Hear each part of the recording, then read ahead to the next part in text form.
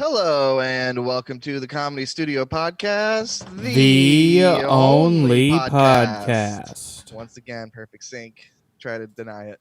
I'm your host, Danny Hatch. Your other host is Eli Levy. Hello. Welcome to the show, Eli. Hey, what's up? How did your mom like her episode last week? Did she Shared have a it to good the time? whole family. Did she? I got a bunch of texts from like my cousin that was like, "Oh, you guys are so funny," and then I'm like, "Thanks." Oh, that's nice. I'll have to check out the numbers on that one then. See if your family made a dent, and see if they're going to listen to this one this week. If we can get them to come back, we need repeat traffic. You hear that, family? Levy Mitchells?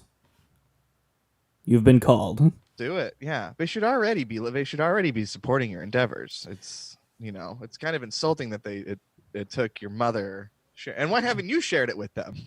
There's so many layers here I have to unpack. Before we start insulting my family, they did ask about insulting you now. We'll talk about that later, but they did ask about us possibly booking them a private show for the holidays. All is forgiven. The high holy days of Christmas. Hey, great. Did they just want you to perform on the show? No. Just an hour. They specifically asked I do not perform on the show. They probably get a lot of that anyway, yeah. Well, good, yeah, how nice of them. Folks, our first special guest today. He's the owner-operator of Rick's Vacuum Cleaners that you only put on your penis hole to make suction. Please welcome to the show, Rick Jenkins. Wow, that was some good writing.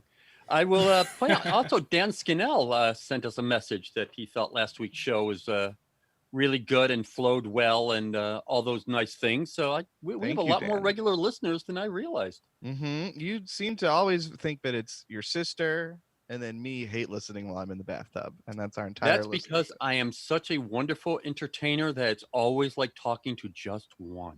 That's right. It could be Madison Square Garden or it could be the worst bar show on the planet. You give it your all. All one-on-one. Rick is such a fantastic entertainer, but he's 100% sure that nobody's listening to this podcast.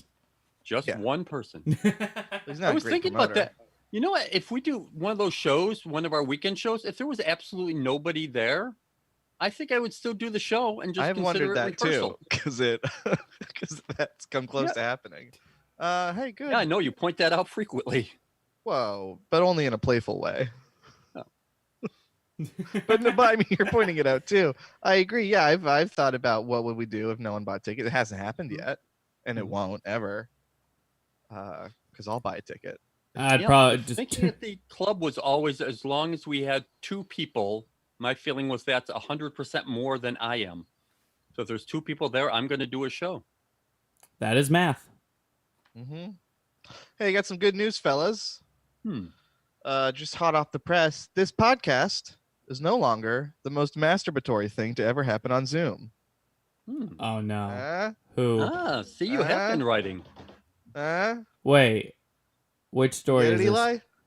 Did you hear about the big news yesterday? No. Please inform me. You look so happy to inform me. The cancel of the day. Jeffrey Toobin, the CNN commentator, legal guy, he wrote the book that they turned into that OJ show. He was on a Zoom call and he thought, in his words, that his camera was muted, and he whipped his dick out and started jacking off. Oops. And now our show is the second most masturbatory thing to happen on Zoom, right? Masturbatory, yes. Did you see the video of it was a I can't remember which guy. I think it was a Spanish government official. It was like during a Zoom hearing. He was just he had a girl in his lap and he was just sucking her tits on. Yeah, I saw that one. See, that's cool to be doing that. So I was at a terrific open mic last night. Oh, good. Just in time for the speaking of dicks getting whipped out on Zoom. Right. Open mic. So it's the Jeffrey Toobin stuff. And boy, they my first thought was okay, what's the angle? Where do I do it and everything? And people had jokes right away. They were all set. It was one of those covfefe moments, That's my way of saying you want to hear them. Sure. I mean, Great. Zoom is. And I'll give you the same reaction you gave me, a half-hearted chuckle. Most of them are from Scott Otto. No, Sean I don't wrote want to it. hear Scott. I want to hear yours. Oh no, I've got nothing. Well, then let them do theirs. You're gonna have something this weekend, aren't you? I don't want to hear their jokes. Oh, I'm I want sure to I hear your will. jokes. Did Okay. they give you permission to say their jokes on our podcast? Does Brett have Yeah. anything yet? They did. They did give you permission. Yeah, Scott said thanks. We were really just thanks. They were really just ideas for jokes more than actual jokes. But if there's anything you can use, feel free. This will have a pretty short shelf life. Specifically on the podcast. Okay. Then I will excuse myself. Okay. Let's hear. But you surely have one, right? No. No, he's just gonna whip his dick out on the show, and then we'll go. Then we'll be back to number one. All I was trying to do was tell my great joke, and now I've thrown off the balance of everything. This is a weird week. Has a weird feeling to it, doesn't it? I know we just got an email from someone saying that, and it does. Weirder than usual. We got Yeah, it has a weird energy. We got an email from somebody saying it's a weird week. Oh, we're trying to schedule with something with Kathy Ferris. Oh, and she yeah, just yeah. said, this week feels weirder than usual, doesn't it? And I saw that and I was like, it does. It does now. But it did before that. Yeah, I've had to move around my meetings with her too, because we also teach the classes. I don't mean scheduling wise. I just mean there's a vibe in the air. You guys can't feel it? Maybe it's a Maryland election thing. coming up. Yeah. Oof. There's Is something it? in the air just making officials and professionals whip their dicks out on Zoom. It's a You pandemic. guys vote yet? No, not yet. We are going to early vote next week, though. Yeah, no, I've decided I want to do it at the polls on election day. You need all that time to decide.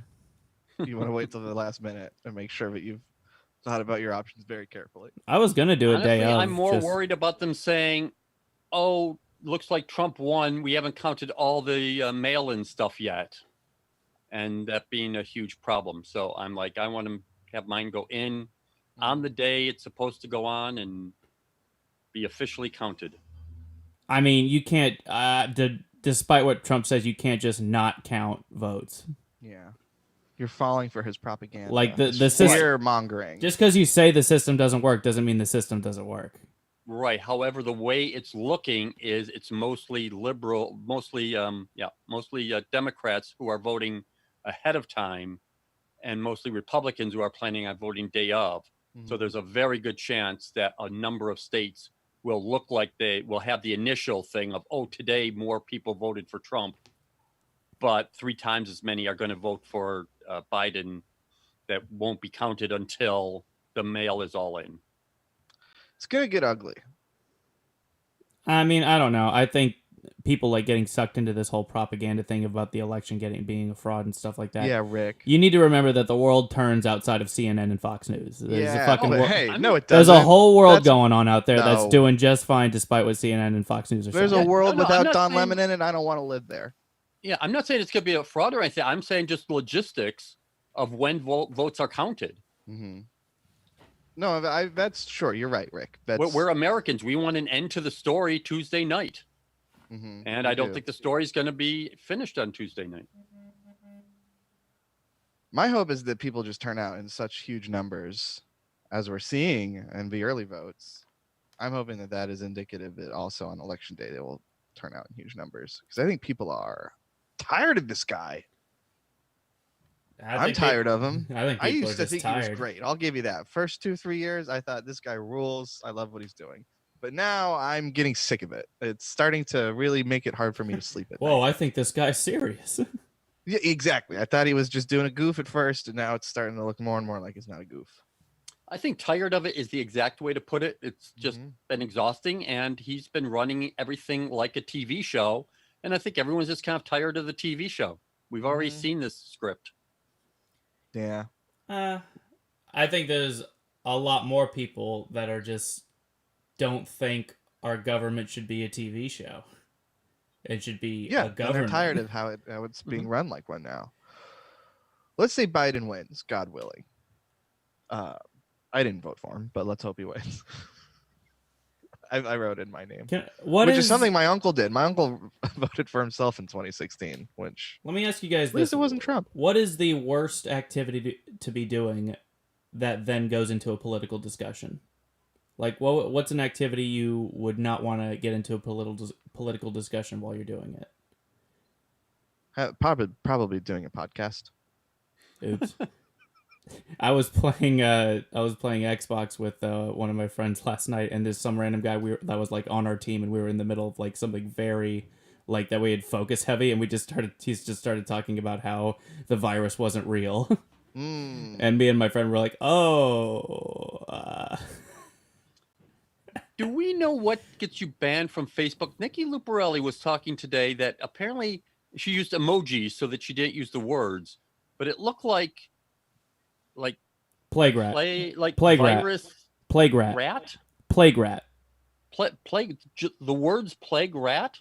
Yeah, the term plague rat. According to Nikki, I saw the same post. I guess Facebook is. I've never heard anyone say that, or can imagine why they would say that. Calling somebody who like does it like has like a large gathering right now, they would call them a plague rat. You know, super spreaders, anyone who's like actively doing shit that'll spread the virus. Plague rat. Yeah, I just never heard that phrase used. Huh. It fits, but I guess This Facebook. is how I learn what the kids are saying. Yeah, I didn't hear anything about that getting banned from Facebook until today. Apparently, Danny got banned from the podcast just now. We got him. Or something? We got him. No, we banned him. Banned for life. And he's unbanned. Sorry, guys. They're mowing the lawn outside of my apartment, so I had to go shut all my windows. Did you tell him to get off my damn lawn, you dirty? Yes. I own you this dirty place. kids. So what's the deal with the plague rat? What happened? Apparently, you can't say plague rat on Facebook, according to one post. But what if you're like an academic who's studying like, medieval England? I personally would say that's Exactly. fine, but I'll have to talk to Zuckerberg about it. Okay, please do. We'll have to meet. Let him know I loved his movie. I thought he came out looking real great in it. That's what I say to him before any of our talks. I say, just so we're clear, love your movie. But can I please say plague rat again on Facebook? Please. And so people are getting banned from Facebook for this? No, just post taken down. Oh, just a post taken down. Apparently it violates the terms of decency or agreement or whatever. Twitter's getting stricter about that too. I think I talked about it last week, but I got suspended for 12 hours from Twitter. I feel like the Twitter and Facebook are just getting to the point where just like, can everybody just shut the fuck up right now? Well, then that's pretty rich of them because they fostered this environment. And hey, they're not blameless. We certainly indulged in it, but if they're saying, can everyone shut up? Well, you gave us a microphone, sirs and madams. Yeah, I think it's just somebody mad that like people at their house party are getting rowdy and like destroying their paintings and stuff. Why is everybody that at this changed house party? how you post it all? Me? Yes. Yeah. I don't post except for like shows and stuff. What's the thinking now as opposed to then? Well, so I got in trouble for telling Ann Coulter to eat shit and die, which is a mean thing to say to someone. I don't think it's a death threat, but it is wishing death upon her. I don't think so she's now I'm not I'll keep it to fuck you. That is Basiling now. Like if I'm responding to, and it's all intent, and I hate that I do it, and it doesn't make me feel good to do it either. But is it because what else can I say to a Trump tweet but fuck you? Is it because you feel like you went over the line and Facebook has a point, I shouldn't go that far? Or do you feel, all right, if they're, I'm right, but if they're not going to let me use that word, I'll just use a different one? No, it's, I think they were right. It is, I don't, that's not me. It's so easy for me to lose myself in this digital masking process and to say such nasty things. That's not me. I'm going to take some time for myself and reflect. No, I mean, you're right. It is me. I did it. So part of it is me. It's not who I would like to be. It's not my most ideal self. So, I credit Twitter for putting me in timeout and giving me some time to reflect on it. The last 2 hours of my suspension, I couldn't even read tweets anymore. Couldn't even look at it, and I was like, oh my gosh, I've curated such a feed. What am I gonna do? Oh, am I gonna have to finally quit Twitter? I guess I'll be able to do it, but I sure hope I won't have to. My algorithm. And then because I was like, apparently that's the sign that like it's really a permanent ban. If like in the last 2 hours, all of a sudden either the countdown will restart or you'll be unable to even log in. But they let me back on. Congratulations. Which probably was not doing me many favors in the long term. But I was worried that I wouldn't be able to read Jake Tapper's tweets anymore. Did Ann Coulter respond to your tweet? No. And I had to delete it. So it was actually it was after we recorded 2 or 3 podcasts ago. It was the night of the debate. And the podcast ended, and I was like, oh, I'll check Twitter. And I opened up Twitter, and I got a notification that said, this tweet you posted goes against our guidelines. You have to delete it, and then a countdown will start once you delete it for 12 hours, where you won't be able to post. Is there a little clock that you can watch? Yeah, there was. Yeah.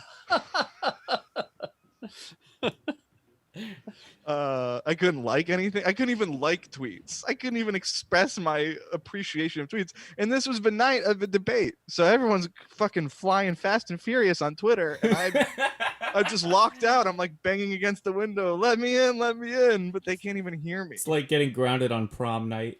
It was like a Black Mirror webisode, like a little 5-minute short. You Black created Mirror. your own prison. Exactly. So no, I don't tell people to eat shit and die on Twitter anymore. I say that for the podcast. Ann Coulter, yeah, don't die, but try a little shit.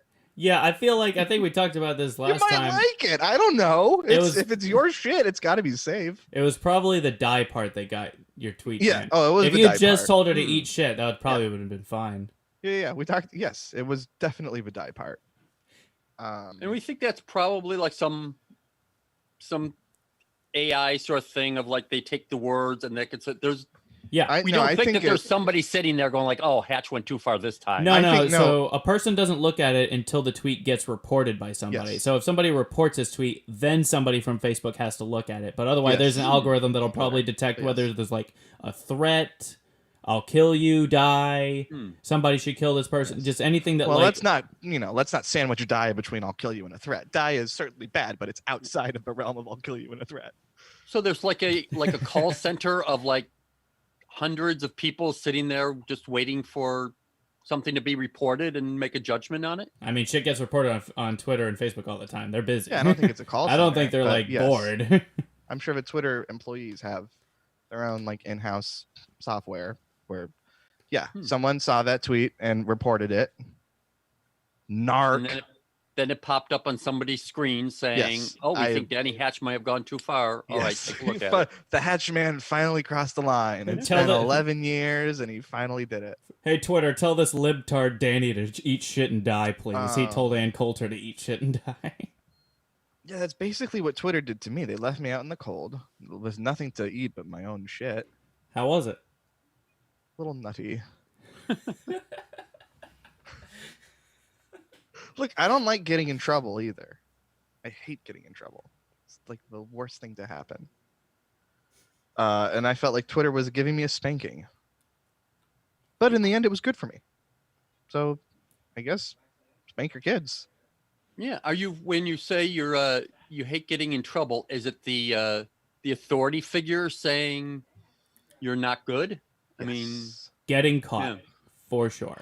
So but it's got to be an authority figure. Yes, but I need them to love me. Yeah, yes. Yeah, you need their.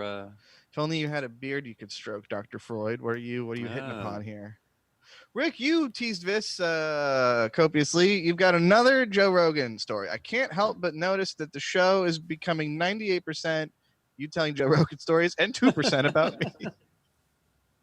But no, let's hear Joe Rogan, and then there was another, and Allen Ginsberg you teased as well. Oh yeah, you said you have a Ginsberg story. Oh, okay. Yeah. Well, the Ginsberg, it's not really a story. It's just he was as a poet, as a writer, you're brought into places for speaking engagements and such. And in Buffalo, New York, there was a school called Nichols, which was more of a prep high school. They had a bunch of money, so I went there to Quarters? Spelled differently. So it was a big thing of, we're having Allen Ginsberg here to speak, and he read Howl. The whole thing? I don't know. At that point, I wasn't familiar with it enough to know. Yeah.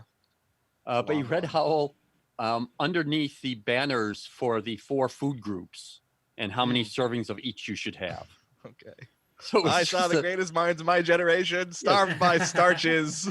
yes, Stark and raving mad in the sugar yeah, top. yeah, Yes. and it was, he was there, and like each food group had its own banner, and at the bottom, how many servings of each you should have, and it was in a big gymnasium. It was,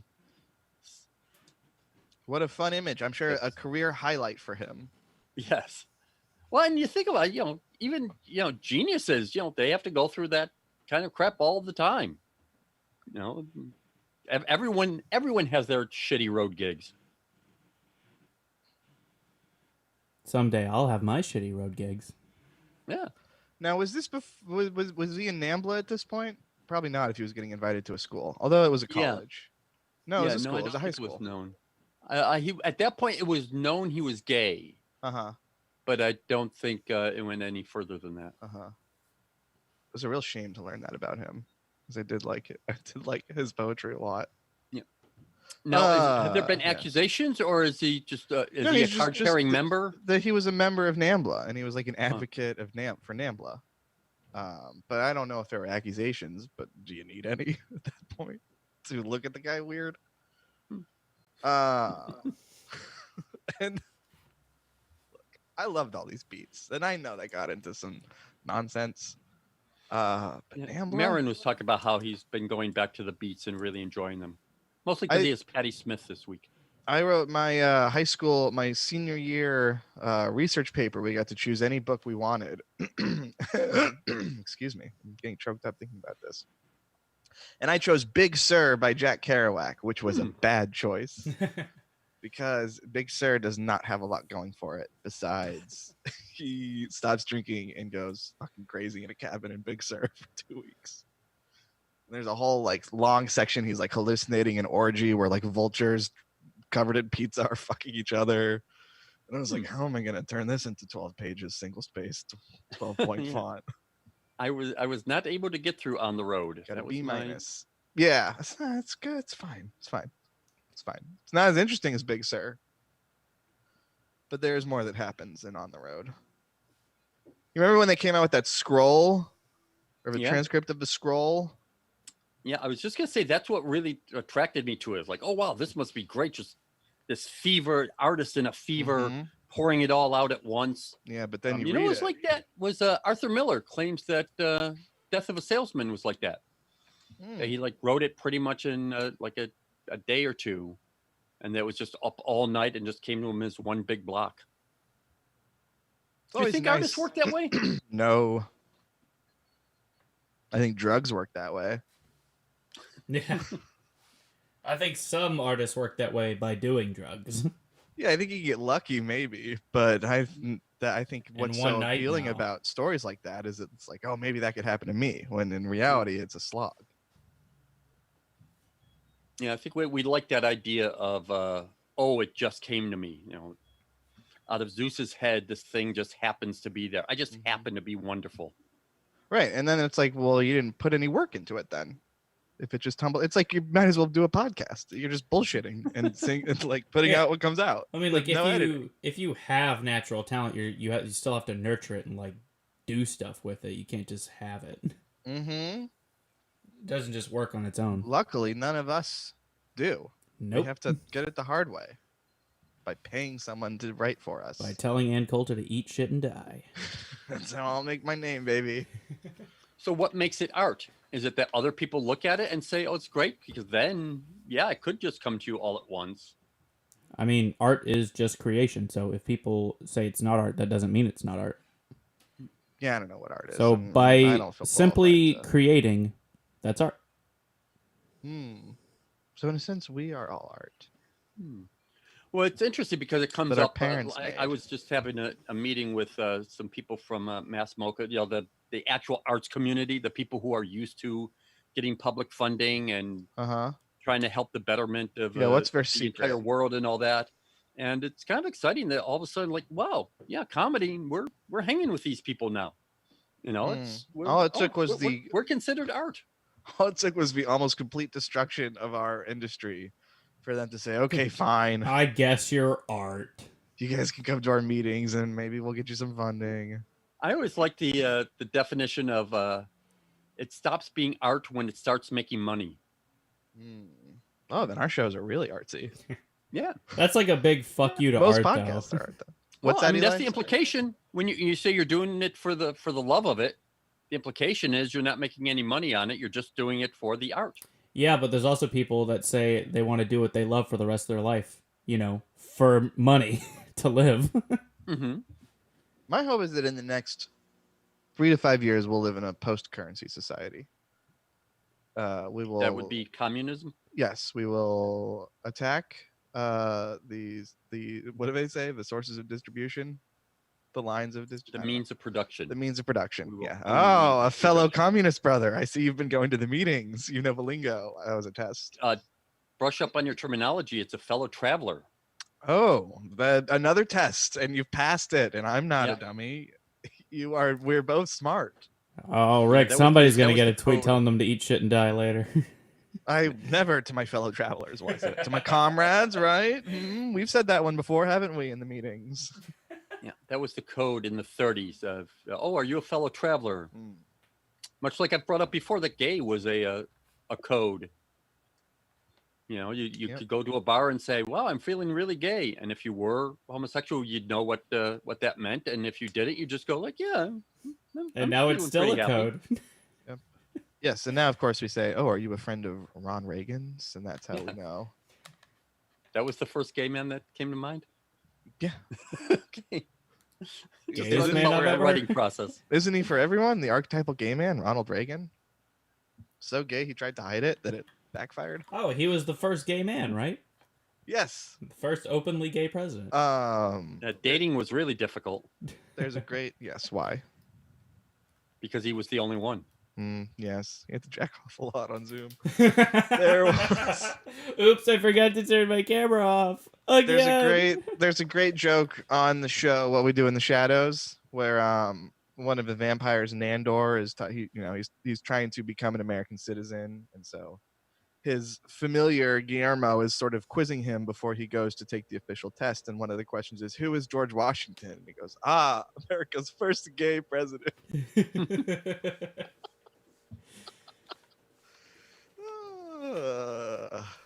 Hey, if the Greeks can do it, so can we, right? Yeah. Hey, if you're not bisexual at this point, get down, Jack. Eat shit and die. That's Eat what shit I and say. Welcome to the Comedy Studio Podcast. Eat You shit guys and ever die. done the bathroom stall tap? The Republican hello, we used to call it. I just wanted more toilet paper. Oh, Eli, that's nice. For more toilet paper. To signal for more toilet paper, you stick your arm under the stall and you like snap your fingers a couple times. You do click your boots 3 times. Yeah, was it the Republican congressman who it was? Was it an airport? Put It your was a foot senator. under the stall. You put your foot under the stall and you tap.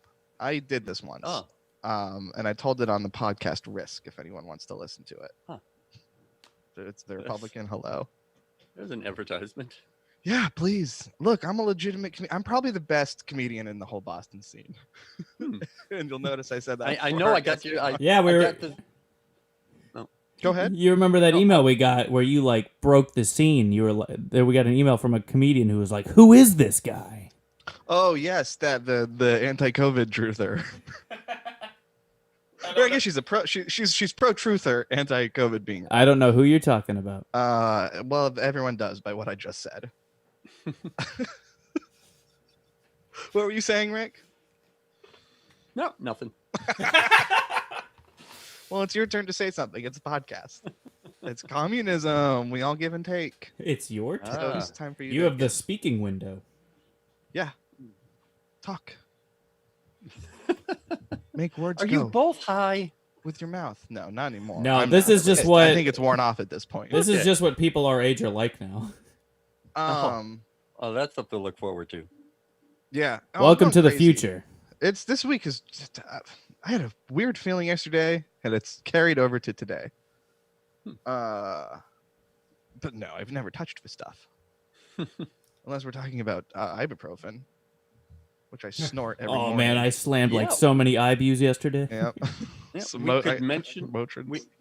we could mention that she did very well on her stand-up comedy debut. Who did? Your partner, We probably should. Oh yes. your paramour. Who were you thinking, Eli? Because I Oh. knew, but Rick didn't say her name, and it was a Oh, weird way for him to I start thought we the were talking sentence. about the email person. I was like, we probably shouldn't mention that name, but No.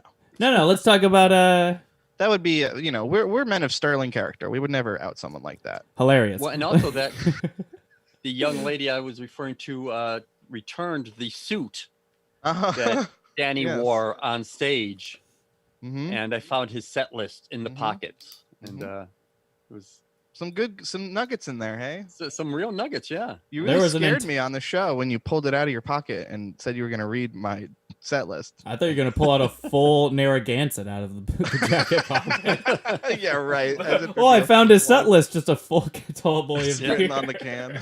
yeah, as if he would leave it full. Exactly. I already got there first.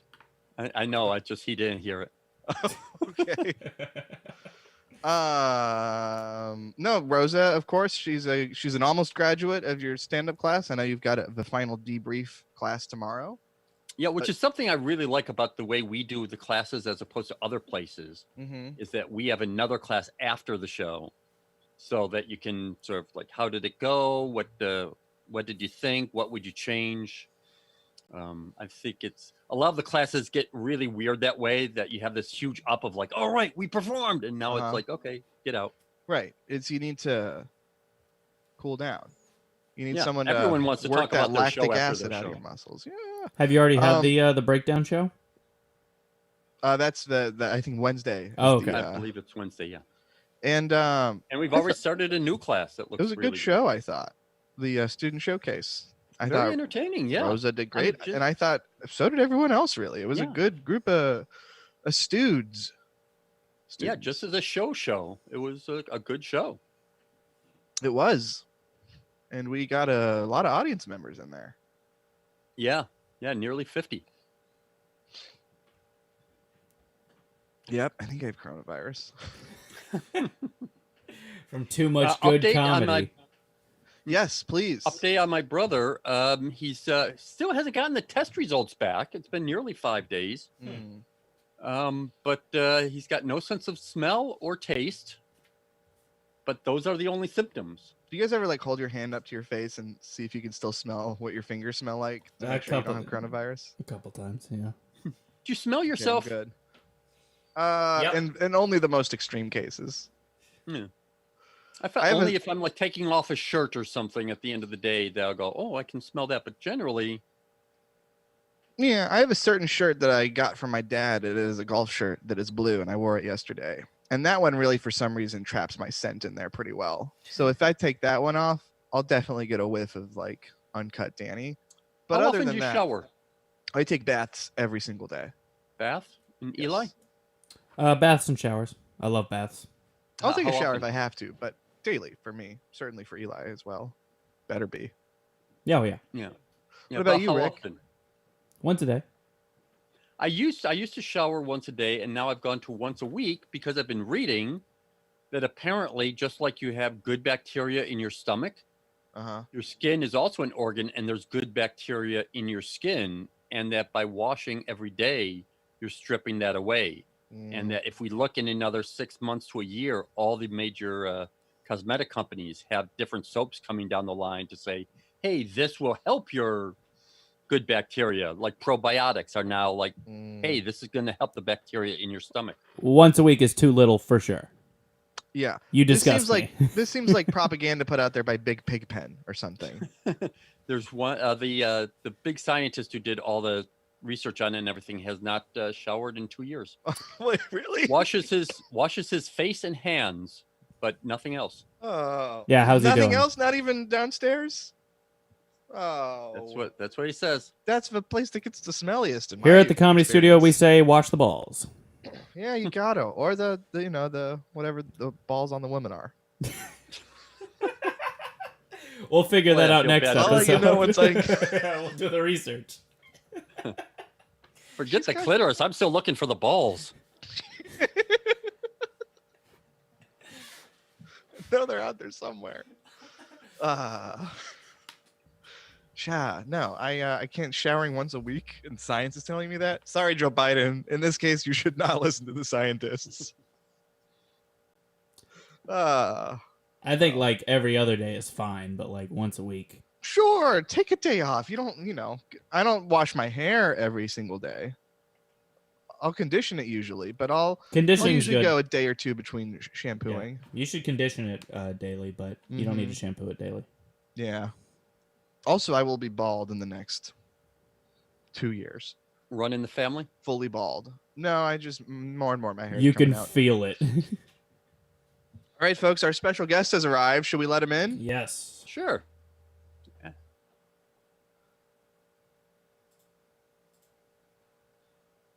In no danger of going bald. Folks, please welcome to the show the proud owner of a Nintendo cereal box, Mr. Lamont Price. Hey. I had one. Yeah, you don't still have it? Oh, you finished it? Oh man, I was 9. You keep that kind of stuff with you? I was 9. I didn't keep the box. I don't think it would have. I don't know. I haven't learned how to preserve cereal boxes yet. It's a lost art. I actually had my back when I had a home, we had a ET Kraft macaroni and cheese that was sealed and on the cupboard for what 20 years now. Whenever ET came out. Before you left, you should have made it. You should have. ET came You out should have 4 cooked years it. ago, by the way. Tried it out. I got Okay. a couple of years ago. I still have it. I haven't opened it. Kelly McFarland got me a box, like a commemorative box of Star Wars cereal, something like that. And I still have it in my cabinet. Some people call them cupboards. I still have it in my cupboard. Wow. Is it the one that comes with the lightsaber spoon? No, because I would open that box if that was. Yeah. That box would have been opened up immediately. You, Yeah, of course, that's a have a... Yes, please, go ahead. I was just that's a great trivia question. What old stuff do you still have? Still sort of sealed. I mean, there's no way you're going to eat that cereal. No. What about the mac and cheese, though? You'd surely eat that. What mac and cheese? Rick has a box of ET Yeah. Oh, macaroni. that's right. 40 years old. That would you- probably last forever. Does cheese dust go bad? You think you could make it? You think you could make it now and it would be fine? I think macaroni and cheese you could because it's just hard pasta and chemicals. Yeah. Give it a shot. No, I don't say that. Because then you will all be out of a job because then we'll be talking about, hey, you guys going to Rick's thing this afternoon? We could put the box like on top of his casket as it's being lowered. It's out of this world. Eat 40-year-old pasta. It's been sitting in the cabinet for probably.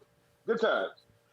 It is a good times. You, of course, Yeah. Lamont, have a great joke about not getting a Nintendo as a kid that has stuck with me, which is why I started our interview off with maybe an obscure reference to some people about Nintendo cereal. But welcome to the show. You're one of the finest comics in Boston. We're so happy to have you. One best of Boston Magazine. That's true. Congratulations. I did. They did give me that once. I paid a lot. I paid good money for them to. That's like earning it, you know? You worked Yes. hard for that money and you worked hard for the award. Got bribery to is talk king. yourself up. What's that, Lamont? I said bribery is king. Bribery is king. How you holding up in lockdown, if we can still call it lockdown at this point? Yeah, that's... I Hey. mean, how's anybody holding up? Like I don't know anymore. I can't tell my Fridays from my Mondays. You know what I'm saying? I'm just trying to. I'm honestly not trying to do anything. Like for me. This is like it's a weird thing because I'm not the kind of person that likes to leave my house anyway. Mhm. So at first it was like, all right, this is bad, but I have to stay in the house. So I'm cool with that. But then after a while, you go, all right, now being home, I want to be home is one thing, but being home because I have no choice, now it's like, I don't like the system telling me what to do. Yeah.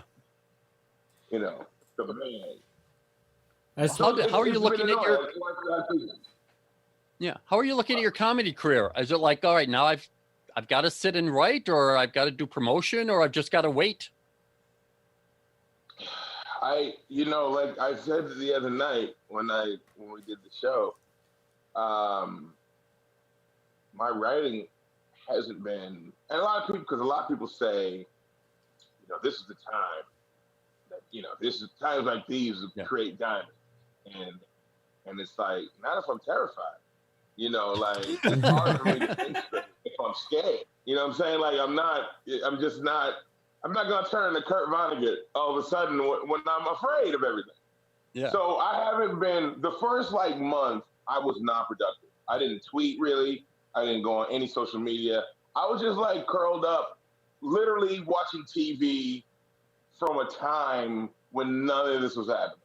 Like back, I was just like from a time when it was just other atrocities that I don't have to think about anymore. Like I had to escape it. But then finally, like, you get that creative bug back. So I've been written very many jokes. I've been sort of, the weird thing?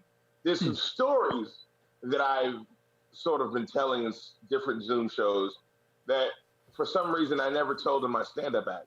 And I think that once things get back to whatever normal will be, I think that those stories will stay. I want to build those stories. And ultimately, like my comedy goal really is to be a great storyteller. Like I like to be able to tell stories that people can vibe with and that people will like and remember. Storytelling is my favorite part of stand-ups. Angela Sawyer show, haven't we? The storytelling show on Wednesdays. I did that. Yeah. Why do you think that is? Why do you think you didn't? Is it just you were more comfortable at home rather than telling the story on stage? No. It's just there are things in your like these are. I mean, I tell stories. I guess my style is storytelling in a way. But there are certain stories that I've had. Like I talked about this the other night. I did Jesse Spano from Saved by the Bell at a karaoke bar. Like that happened, and I've never really talked about that. Like I talked about that in radio interviews and stuff like that, and then people thought it was funny. And I started thinking like maybe I should. And it wasn't until this thing that I was like maybe I should just make that part of my act a little bit. Yeah. I don't really even have to punch it up that much. It's just things that happened were hilarious as they happened. Yeah. I can't give you a sort of a proper answer as to why now as opposed to then. It's just you know what? Actually, Rick, I need to listen better. I think you nailed it, and I didn't realize that you nailed it until just then. Sitting here just kind of, hey man, so here's what happened to me. It's such a different setting, so maybe that's what made them come out. And I also because, I haven't written many jokes since this thing. So I don't want to be. How am I gonna sit here and tell jokes about like this the pandemic? I can't be like, man, so check it out. So last week, right? Yeah. I was at the Stones, because I wasn't. So let me just tell stories. Let me sort of reframe these jokes or these stories as all from the past because I can't sit here and tell jokes as those things are happening. I will also throw in the idea that I think there's also the fact that you're now so good as a comedian that you can make that material funny, as opposed to saying, all right, is this a good enough joke for an audience to like? Now you go like, hey, here's what I want to talk about. Here's the story I want to tell. I know I can make it good enough for the audience. I appreciate that. And I am definitely more comfortable in my comedy skin. So it's like, I'm not afraid to not be funny. Yeah. That's such a, it's like, oh God, I got to make them laugh. And then you realize, wait a minute. One thing I realized was like, okay, comedy, when you start doing stand-up, I feel like comedians try to be whatever they think a comedian is. Mm-hmm. And then as you get more experience, you finally realize that comedy is whatever you are.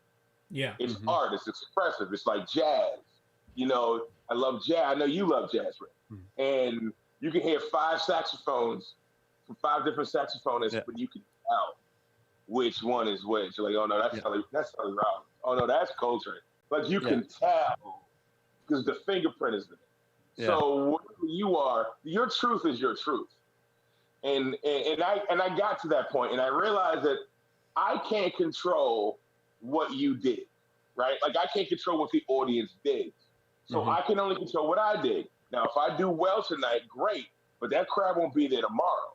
Yeah. So if I do poorly, all right, but that crowd's not going to be there the next day. I have to continue to be me. I'd rather bomb being me than crush trying to be what I think this particular set of people likes. Yeah. Because I got to go home and still be me. Yeah, that's I think a huge turning point for a comedian when they stop having to worry about, getting that laugh, about getting to it that fast, that you can make things come to you. I was thinking of an analogy. I think when you go to a record store and you're going through and you see someone like really looking at the back of an album, it's almost always a jazz fan because they're looking at who's playing on the album. Because who's playing on the album makes it an entirely different album. You're not just getting that one artist. And now that I think about it, I think our shows are kind of like that. Doing a showcase format, having Lamont Price on the show with Kelly McFarland and Rick Jenkins and Eli Levy and Danny Hatch is a different show than having Lamont Price on the show with, Harrison Stebbins, Tim McIntyre, and Kathy Ferris.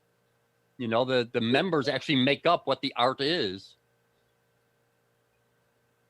What's our art, Rick? Brilliant. The studio is so,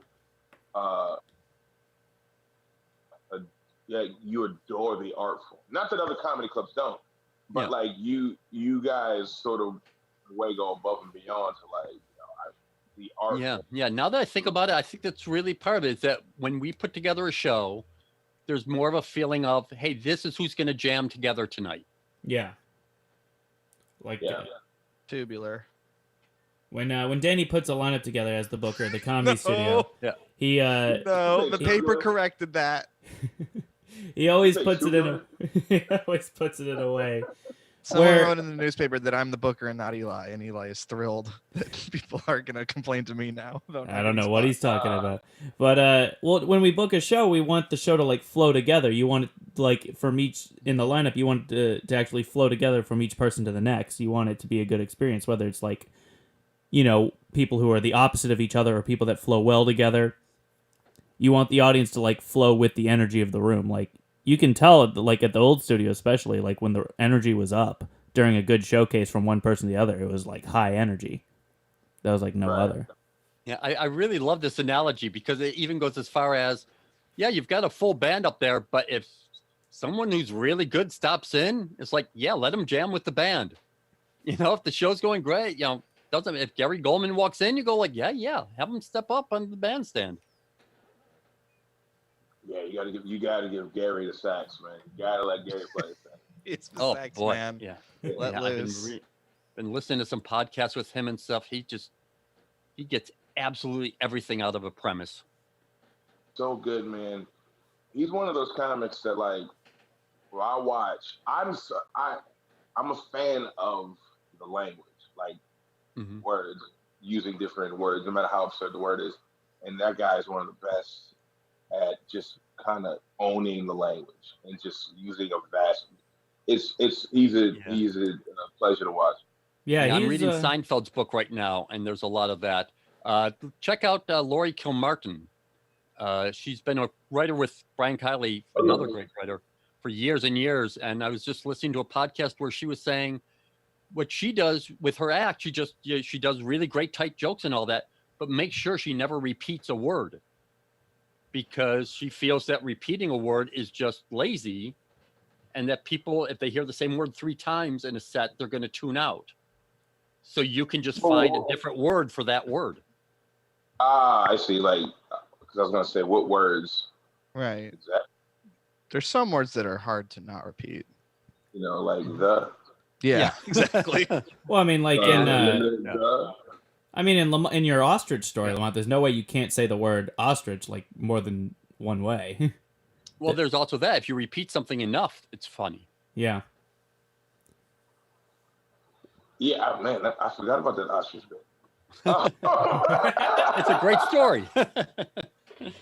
Speaking of repeating stuff, Rick posted in the chat an eBay link to an empty Nintendo cereal box. Who wants to guess how much it costs? It's used, but very good condition, apparently. $300. I'm gonna say $30.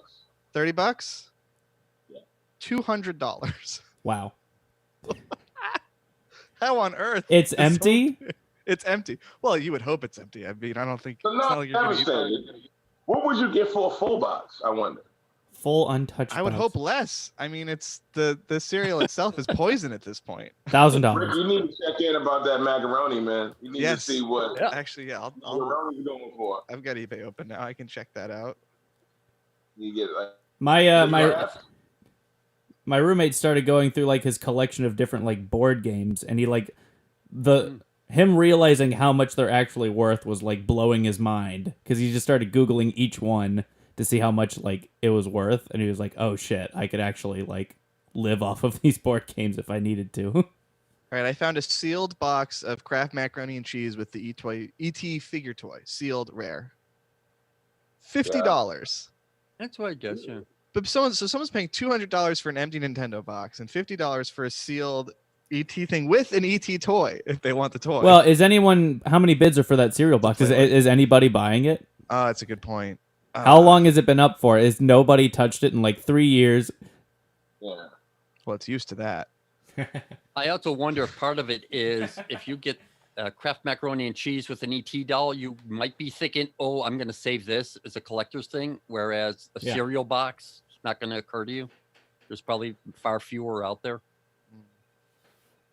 Sure, maybe. One time when I was a kid, has anyone seen the movie Atlantis: The Lost Empire? It's an animated Disney movie. Of course. They made a cereal which was on sale at our local store for like 25 cents a box. So my dad bought like 30 boxes of it, and that's the only cereal we ate. What year was this? 1968? Like, No, it was 2001. It was like a really crazy. It was a really bad cereal. It was very gross, so it was like marked down considerably. And my dad just bought a year's worth of Atlantis cereal for us. You should look up right now how much a box of that is worth. And now my interest has been piqued. Because if it goes from 25 cents to like $50, that's an insane Right, number. if look it's at Star Wars cereal. Like, Yeah. look that up. I might have to disappoint Kelly. Look Yeah. up a how much sealed you can box get. of this cereal is $60 of this Atlantis cereal that we shoveled down our throats, gagging the whole time. Look up how much you can Wow. get for a full-size cardboard cutout of Will Smith. Yes, let's address the Willifant in the room. The Willifant in the room. That's my comedy. When I come back, that's my comedy partner. We're a duo. I'm Yeah. a duo now. With actual did Will some Smith stand-up. or the cutout? We'll still negotiate. I hope you send booking requests saying that you're a comedy duo. Fail safe. I mean, it's funny just looking at him. He's got a real relaxed pose. He's like inviting you to just have fun. Put in your request that you need 2 microphones I've never on been stage. as confident in my life. You what? Huh? What was that you said? I said, look how confident he is. Oh I've yeah. never been this confident in my. Look how confident with the arms folded. Yeah. He's not happy to be there. He knows he's supposed to be there. Yeah. I was thinking Right? about that the other day. Absolutely. Because when he came out, Mhm. when he first started with Mhm. first scene, Yeah. he had that confidence. I'm like, just been wondering how does that happen? How does someone who's 14, 15, all of a sudden have the kind of confidence that they're going to explode when they're 18? I've been wondering that my whole life. Like, how do these Just people knows just he's believe got in the goods, I themselves? guess. I mean, you got to look at also another guy too, LL Cool J. LL Cool J exploded when he was 16. Yeah. Wow. Like, Yeah. and he's never left us. Yeah. He's And that always happens. Yeah. You're right. There are some people that explode and then fade out. It's the ones who are like never, Will Smith. I don't think has he really even had a slump? I think he's kind of in one now, movies wise at least. He Yeah, hasn't- I mean, the entire movie industry is in a Right? slump that's true. right now. That's true. Okay, yeah. He's still getting to make these movies. Like, Mhm. some actors, you go, all right, 3 movies, it's not, we have to move you down into the Right. supporting, but he's still Will Smith in. Like, you know what I mean? Like, Yeah. That's yeah, true. He's not like the third name. He's not, the worst you'll see is, and this is still a compliment, you'll see, and Will Smith.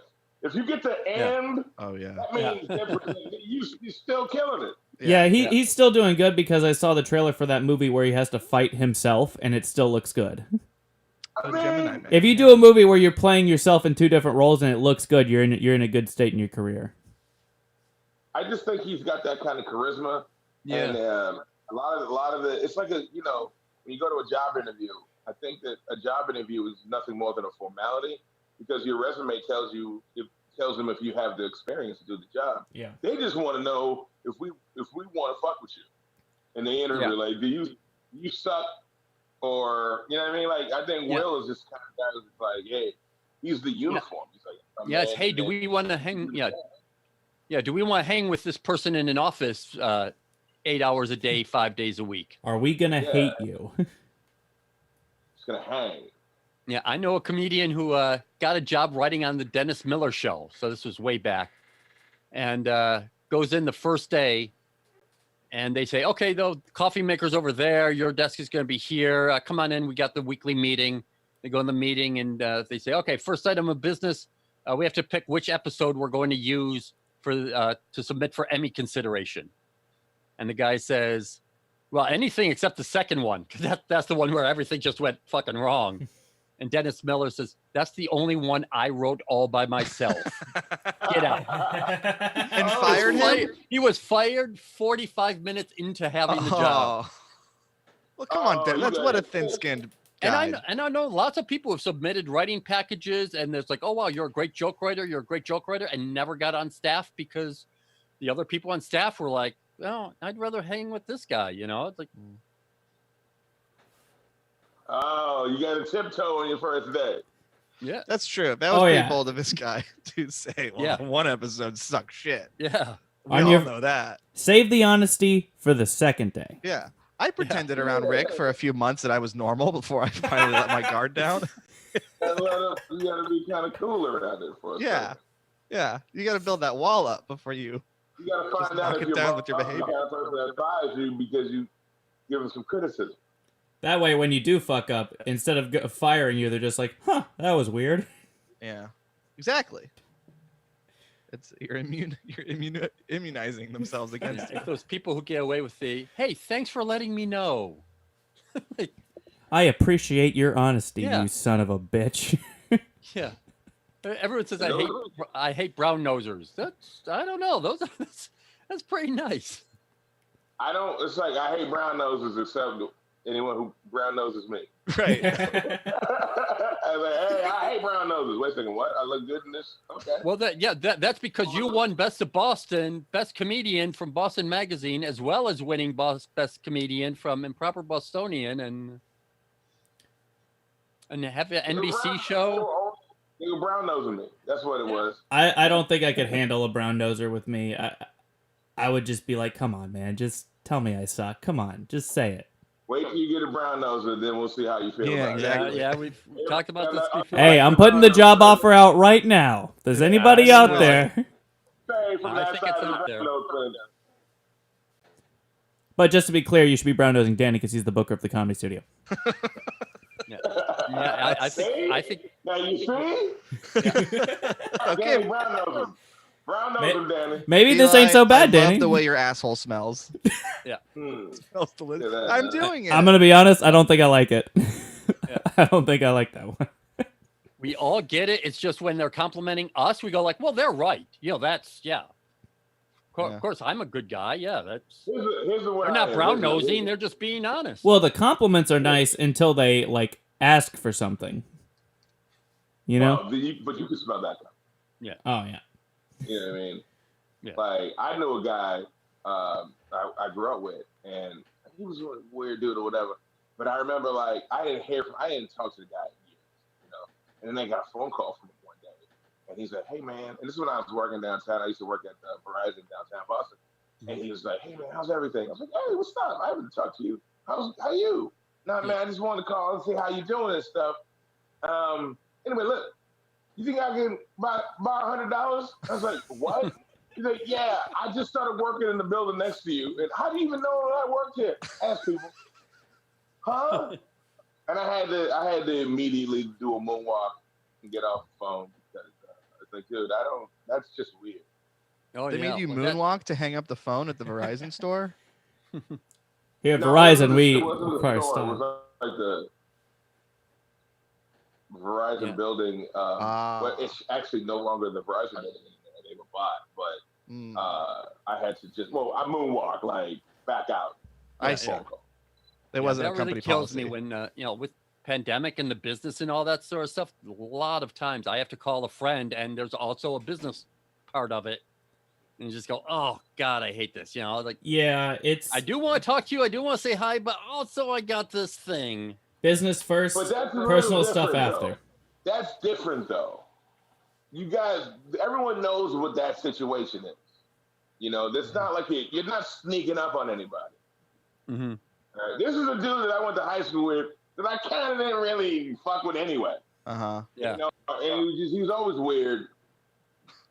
I was just, and then like, hey, we don't talk like that. What's up, buddy?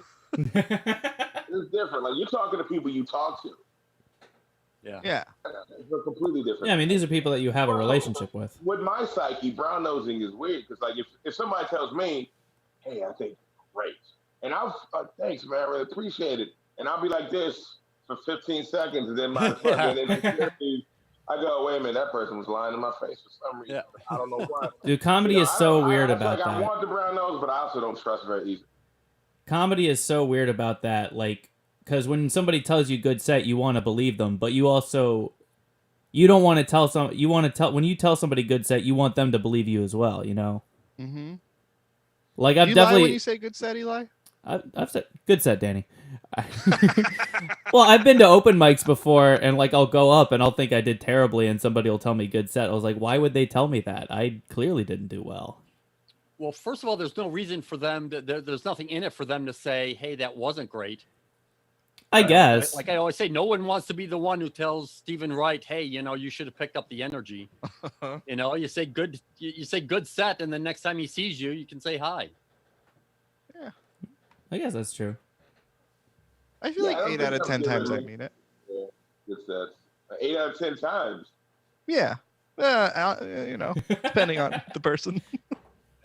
If it's a terrible set, like everybody has terrible sets, right? Yeah. If it's a bad set, I just go. Right. These are we build the foundation on times like these. It happens. Yeah, I usually do. Yeah, I will usually at least say thank you for someone doing a set. I always feel I need to say something. And hey, the fact that you were on my stage, working, obviously no one wants to not do well. So, hey, thank you for going up and doing the job.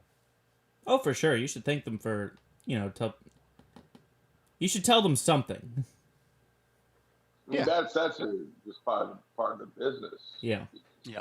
No, and now during the pandemic, I've been like even on Facebook or in my phone contact list or anything, just sending out a lot more. Hey, just checking in. Hope everyone's wealthy, healthy and wise. Just quick reach outs and check-ins. Because you forget those. You got a lot of people who mean a lot to you out there that like you say, you get stuck in your house and you forget about it. Yeah, it's good to keep up with people. It is definitely like such a weird time. It's so avoidable. Yeah. It just seems. And it's like you get to that point where you're like the girl at the end of a Friday the 13th movie. You're just like laughing, but you're not. It's not funny. You're just like. Well, we're seeing live shows. There's some Worcester. They were doing the drive-ins. There's I guess some places are doing 50% capacity. So we can't in Somerville. We can't do performance at all. Are you doing any of the shows? Are you tempted? What would they have to do to get you there?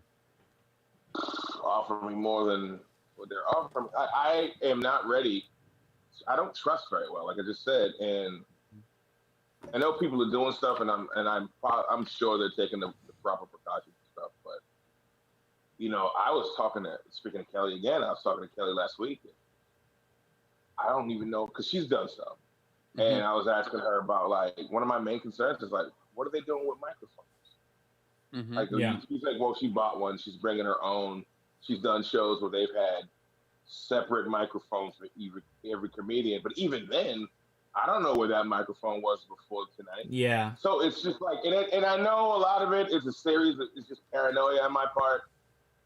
And I know that I might be a little too cautious in certain areas of this, but hey, it is what it is. I'd rather look foolish a little silly right now, Mm-hmm. and then.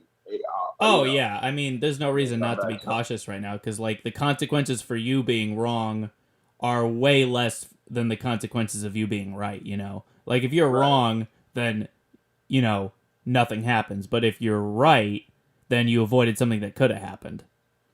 So, I mean, like it's a weird time, especially for comics, because like to like be comfortable doing a lot of this stuff now, you have to do a lot of personal investment. Like comics have to start buying their own microphones to be perfectly comfortable.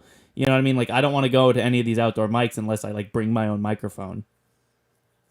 Are you going They're to doing it? outdoor No, I haven't mics. gone. I have my own microphone, but I haven't gone to any outdoor Doing mics. outdoor open mics. I haven't done any. I haven't done any But they shows, have mics. them?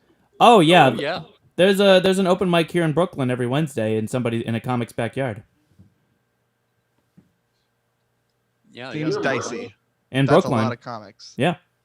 Yeah. What? Someone had one at the Common just yesterday, wasn't it?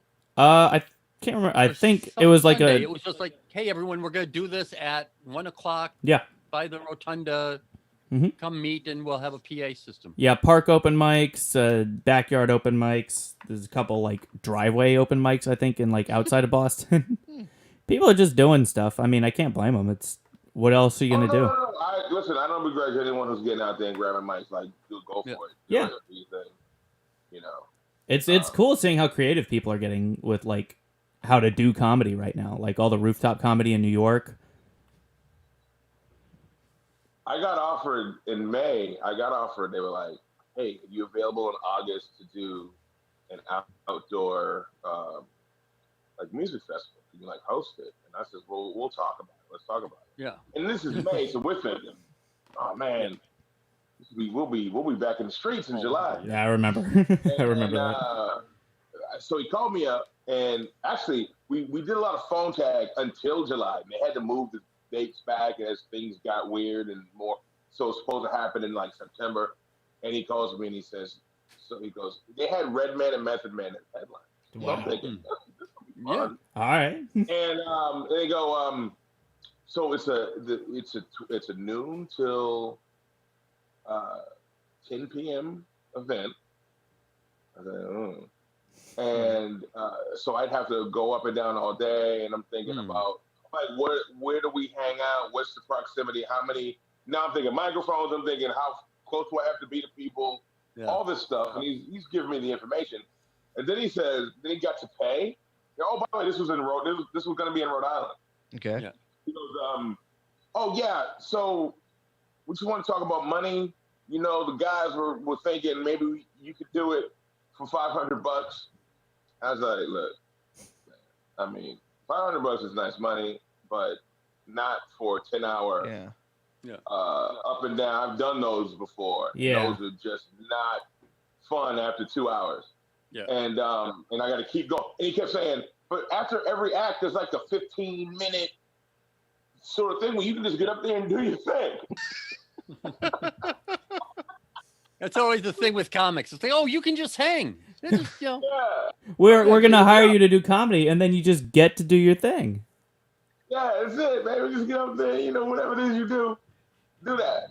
Yeah. And I had to turn it down because I was like, I'm not going to Rhode Island to do a 10-hour festival during a pandemic for $500.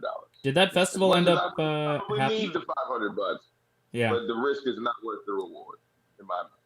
Did that festival end up happening? I don't know. I don't think so. I haven't heard anything more about it. And I talked to the guy about it, and he was cool. He was like, I quoted him something else, and he was like, well, I don't know if they'll go for it, but I'll talk to them. And I never heard back about it.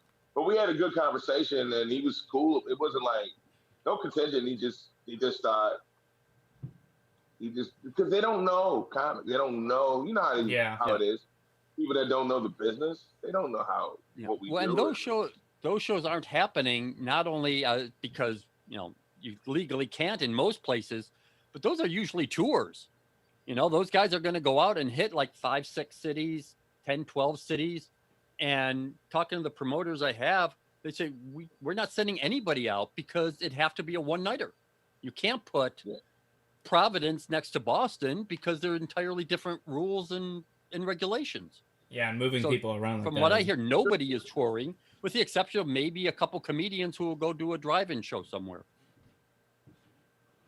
Yeah, like I know like Brett Kreischer was doing that, and I think who was here recently? Nate Bargatze. Mhm. Mhm. Yeah, I was doing that, and I think Dan Crone did something with Chris I can't think of how his last name is pronounced. DiStefano? Yes. Yeah. Not Chris Stefano. Is it Chris Stefano? Yeah, I think so. I should know this. Yeah. Yeah. I've worked Taylor with him. Tomlinson was around, and Mark Norman's been up, but yeah, again, those are drive-in shows where you don't have to put together a tour. Yeah. Well, we are coming up on the end of this podcast.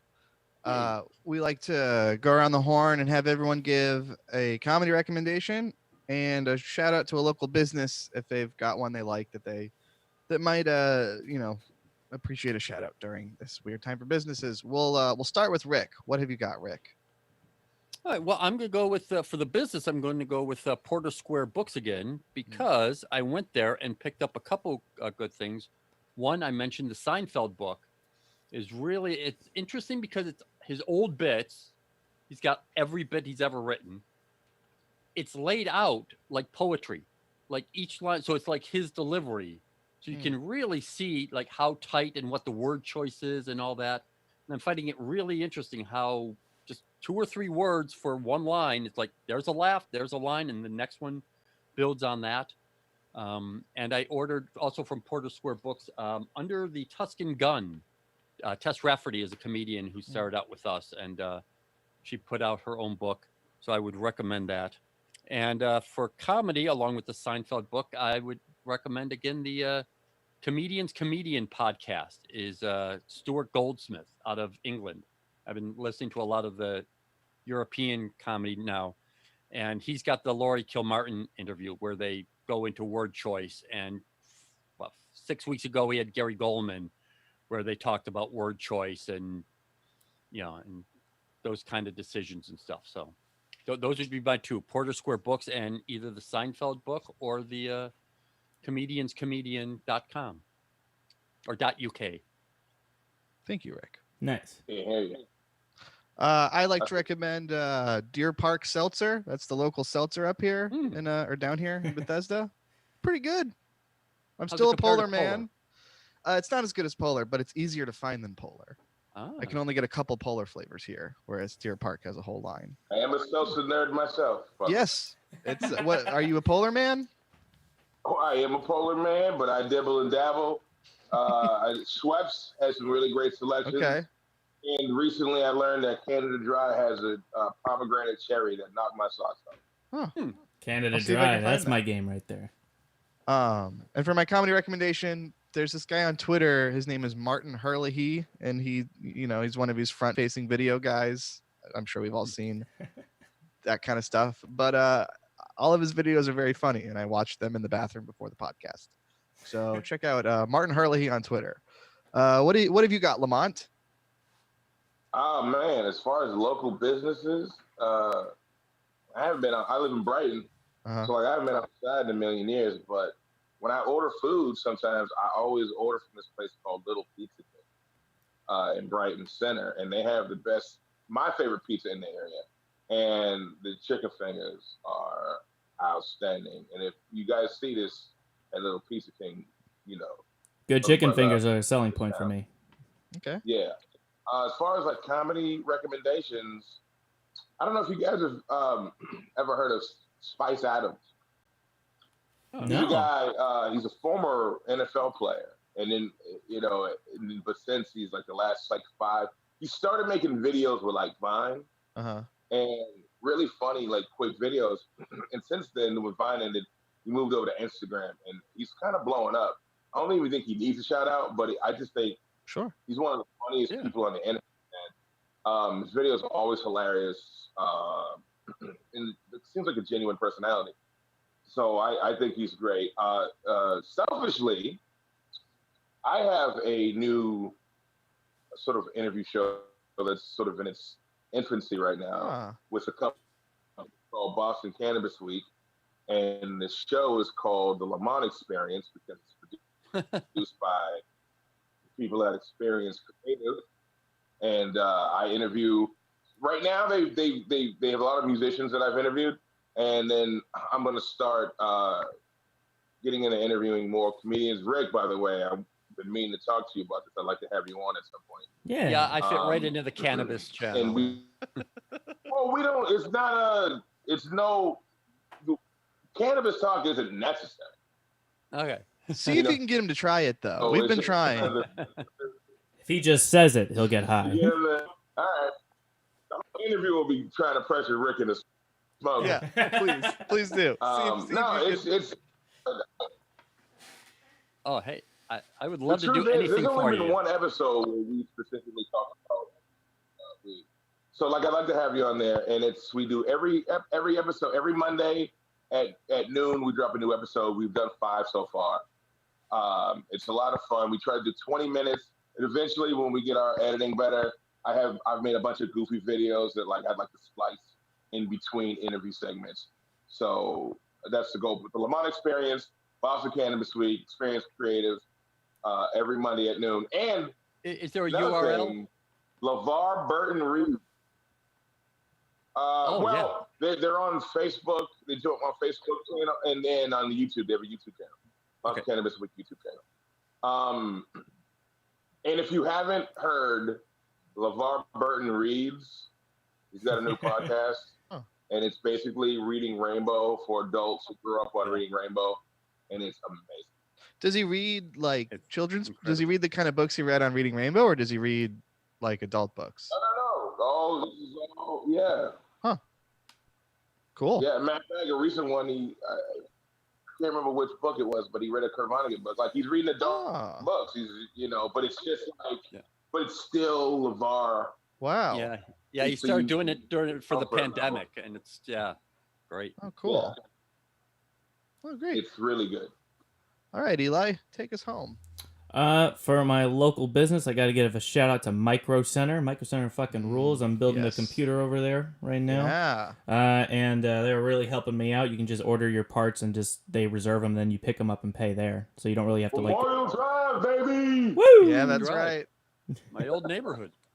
Love Micro Center. And then for my comedy recommendation, I watched Gran Torino last night, and I didn't realize it, but it is hilarious. It has to be. It is so funny how all the things that he says just to other people in that movie, just one after the other, is crazy. Yeah. A real chuckle-heavy movie, that Gran Torino. I remember seeing the trailer for that and going, "This is." There's a part in the movie where he's just hosting a cookout for his next door neighbors, and he just can't stop saying racist things about Asians. He's like cooking steak. He goes, "How do you guys want your dogs?" And he goes, "Oh, I meant steak." Yeah, that seems like a real accident. And he's just laughing to himself while he's cooking steak for him. Clint. I'm surprised that guy's still alive. He's so old. He's racism is strong, man. Yeah, you're right. Look at some of these old racists, like It's the true. Cook brothers, all these old. They're very Mr. Burns crowd. Those guys, that racism is a life force. Yeah, I wouldn't put it directly on Clint. I think that's part of the script and part of the character and all that. But Clint himself has It was had some written dicey, and directed by Clint Eastwood, by the way. Has he? I don't know.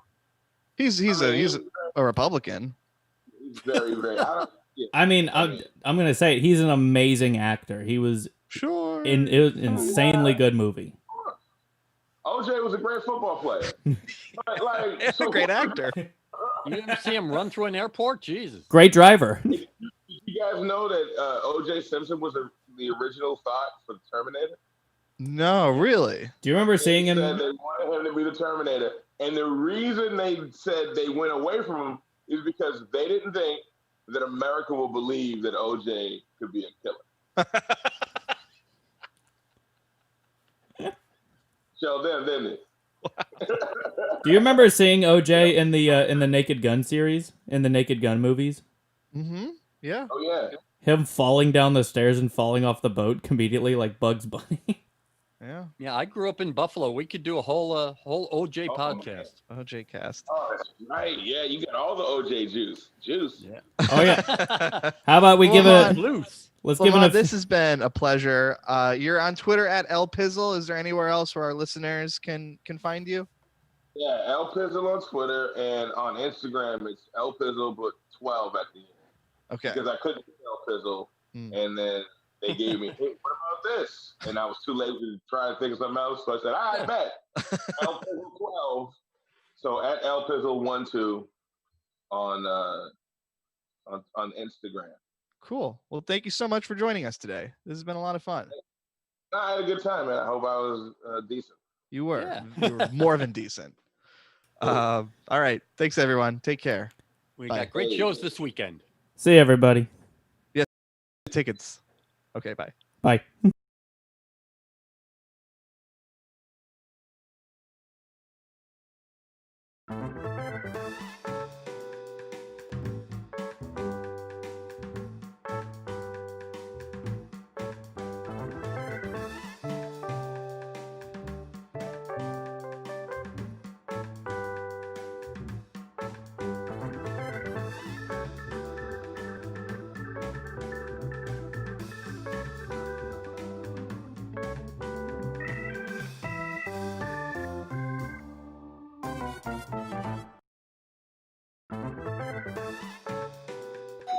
Ooh, pizza's here.